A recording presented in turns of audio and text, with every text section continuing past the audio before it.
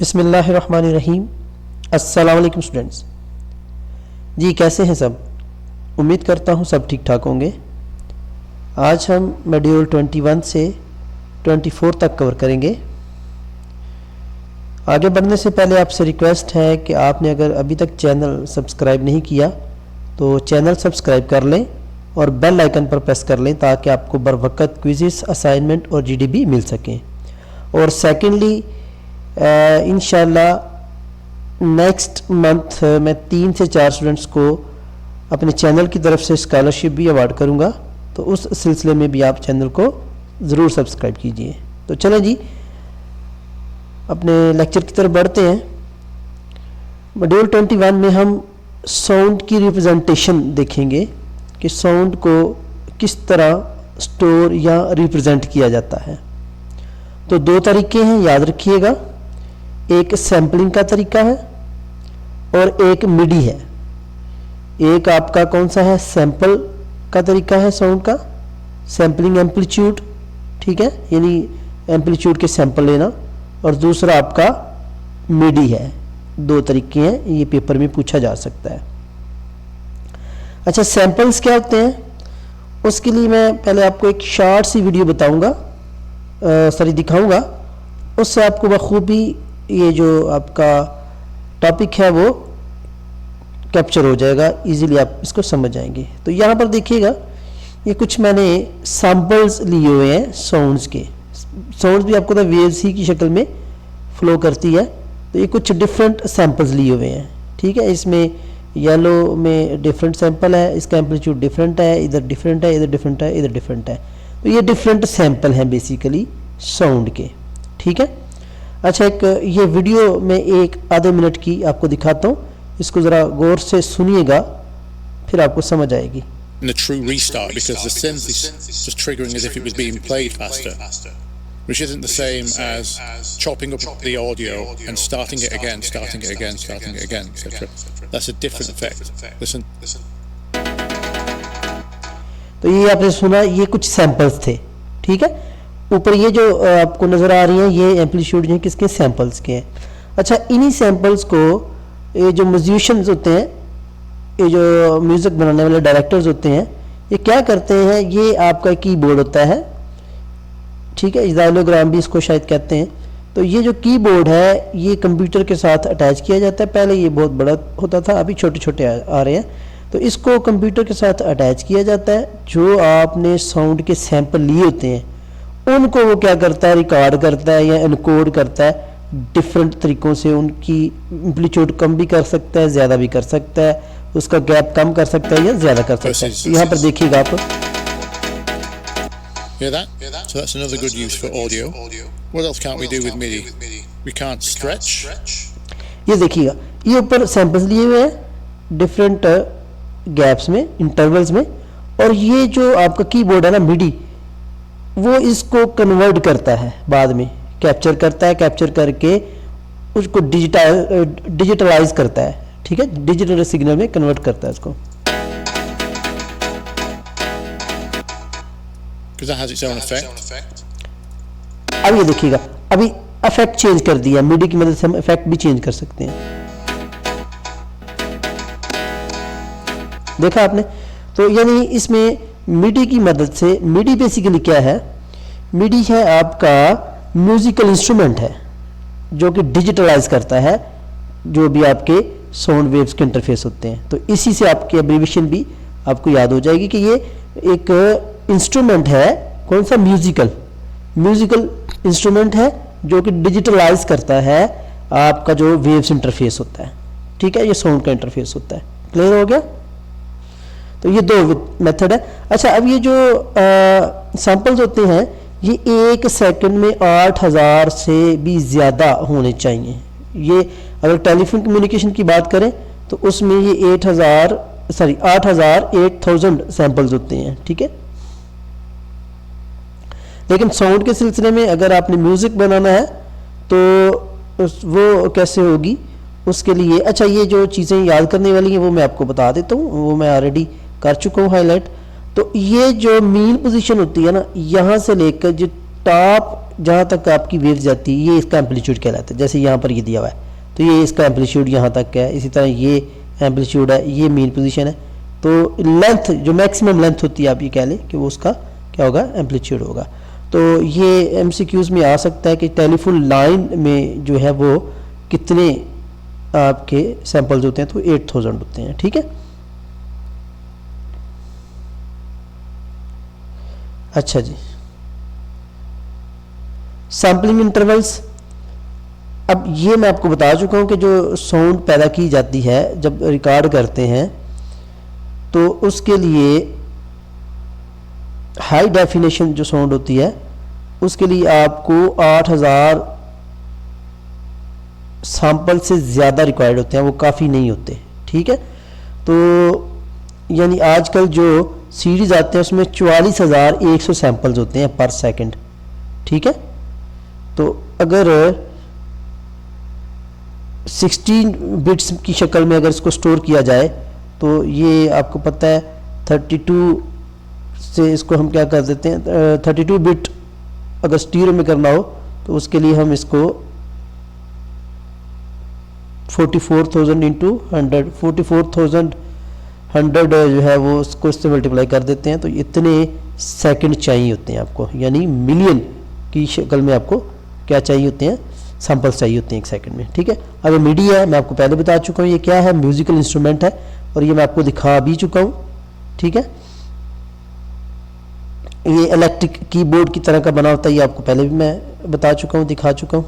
ठीक है, तो यही जो आपका मिडी होता है ये आपके जो म्यूज़िक होते हैं उनको रिकॉर्ड करता है। ठीक है, लेकिन इसमें जो बाद में रिकॉर्डिंग होती है तो 2 second sound can be store. अच्छा, ऊपर देखिएगा कितने बिट्स लगे थे, बाइट लगे थे, लेकिन जब मिडी में कन्वर्ट करते हैं 3 बाइट में 2 सेकंड का डाटा स्टोर, यानी 2 मिलियन बिट्स जो है वो स्टोर कर लेता है। कितने में, 3 बाइट में, बजाय इसके के 2 मिलियन बिट ले वो 3 बाइट में इसको स्टोर कर लेता है। ठीक है,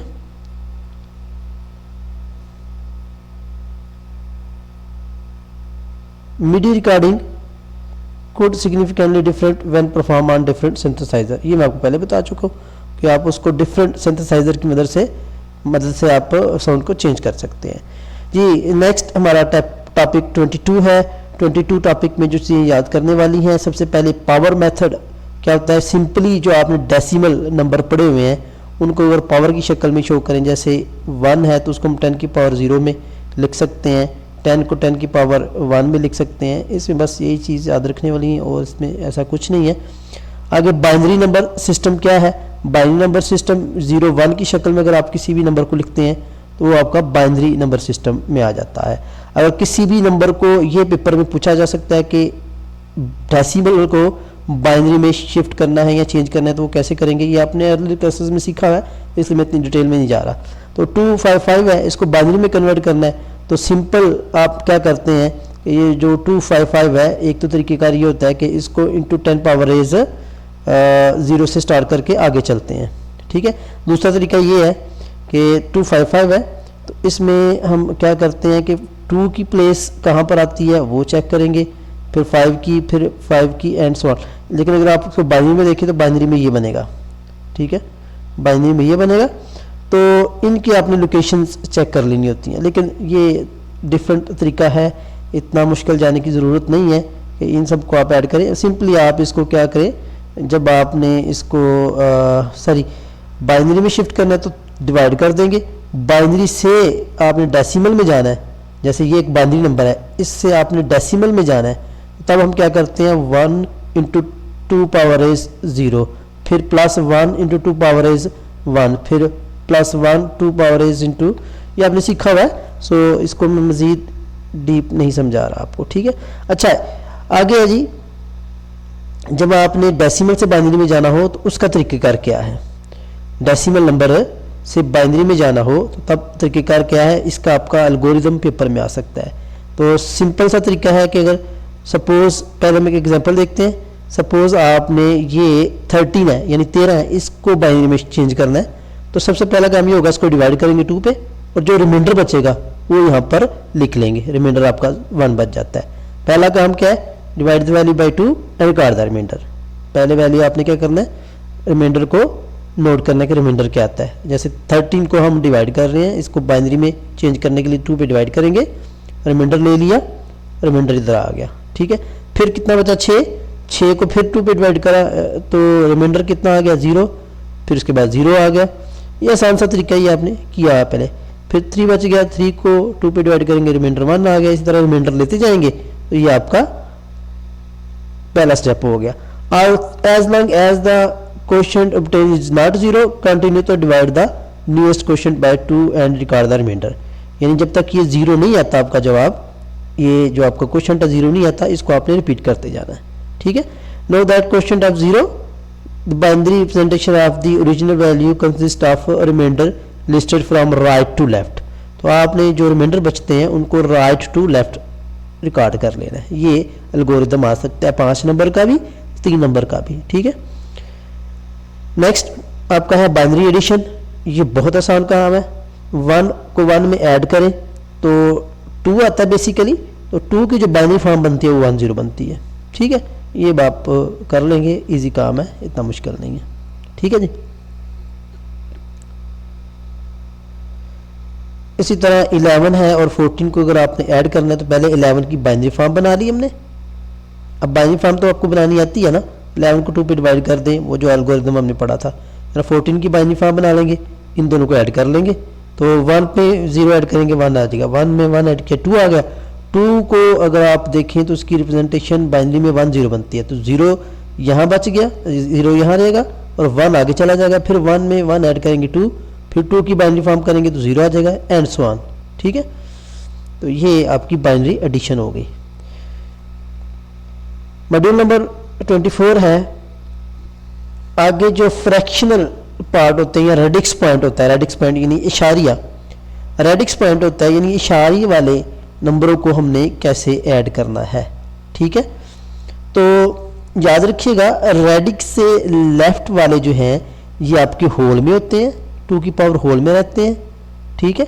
और जो राइट वाले होते हैं वो आपके फ्रैक्शनल पार्ट होते हैं, ठीक है। याद रखिएगा, ये पेपर में पूछा जा सकता है कि रेडिक्स में लेफ्ट वाले आपके होल में आएंगे और राइट वाले आपके किस में आएंगे, फ्रैक्शनल पार्ट में आएंगे, ठीक है जी। अब इनकी एडिशन भी हम सीखेंगे, ठीक है। लेकिन पेपर में जो आपका पूछा जा सकता है क्वेश्चन कि ये आपको दिया गया है एक 101.101, ये एक आप नंबर दिया गया है। इस नंबर को आपने किस में, रेडिक्स फॉर्म में लिखना है, डेसिमल की शक्ल में। तो बहुत सिंपल काम है। पहले हम क्या करते हैं कि आपको पता है लेफ्ट साइड वाली तो आपकी होल नंबर में आती है और राइट वाली आपकी किस में आएगी, राइट वाली आपकी फ्रैक्शनल पार्ट में आती है, ठीक है। तो हम क्या करते हैं कि पहले तो ये जो लेफ्ट है इसको ले लेते हैं। ये 1 जो है देखिएगा कौन सी पोजीशन पे है, ये इस तरफ से देखिएगा, ये 1 कौन सी पोजीशन पे है, 0 पोजीशन पे है, 2 की पावर 0। तो 2 की पावर 0 किसके बराबर आ जाता है, 1 के। 0 तो 0 रहता है, फिर 2 की पावर 2 किसके बराबर आ जाएगा, 4 के। तो यहाँ पर देखिएगा ये 4 आ गया, ये 0 आ गया और ये 1 आ गया। अब लेफ्ट तो हो गया आपका। अब राइट में, इशारे के बाद राइट में इसको किस तरह कैलकुलेट करते हैं, ये 2 की पावर 1 होता है, ये जैसे ऊपर देखेंगे 2 की पावर -1, ये 2 की पावर -2 और ये 2 की पावर -3, यानी 1/2, 1/4, 1/8, ये 1/2 आ जाता है, ठीक है। 0 की जगह पे 0 ही रखेंगे आप, ठीक है।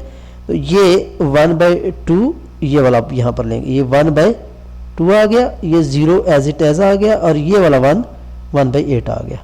तो ये फ्रैक्शनल नंबर है, उसको आपने किस तरह ऐड करना है। तो या ये कि फ्रैक्शनल नंबर को आपने किस तरह रिप्रेजेंट करना होता है डेसिमल नंबर में, अगर फ्रैक्शनल नंबर आ जाए। तो टोटल जो है इसका वो यहाँ पर लिखा हुआ है, वो लिखने की ज़रूरत नहीं है। बहरहाल इसको आपने रिप्रेजेंट कैसे करना है वो आपको पता होना चाहिए। आगे फ्रैक्शनल नंबर को एडिशन भी सेम वैसे ही करते हैं जैसे आम नंबरों को करते हैं, सेम वही प्रोसेस है, कोई डिफरेंट नहीं है। यानी 0 + 1 सॉरी 0 1 आ जाएगा, 1 + 1 2 आ गया। तो 2 का आपको पता है 0 यहाँ पर रहेगा, 1 आगे कैरी हो जाएगा और 1 + 1 0 फिर यहाँ पर आ जाएगा, फिर 1 आगे कैरी चला जाएगा, वो यहाँ पर आ गया और ये 1 एज इट एज नीचे आ जाएगा और ये 1 ऐसे ही आ जाएगा, ठीक है। तो ये पेपर में आपसे पूछा जा सकता है 3-4 नंबर का क्वेश्चन। सो जाने से पहले अगेन आपको अगर वीडियो पसंद आई है तो चैनल को ज़रूर सब्सक्राइब कीजिएगा।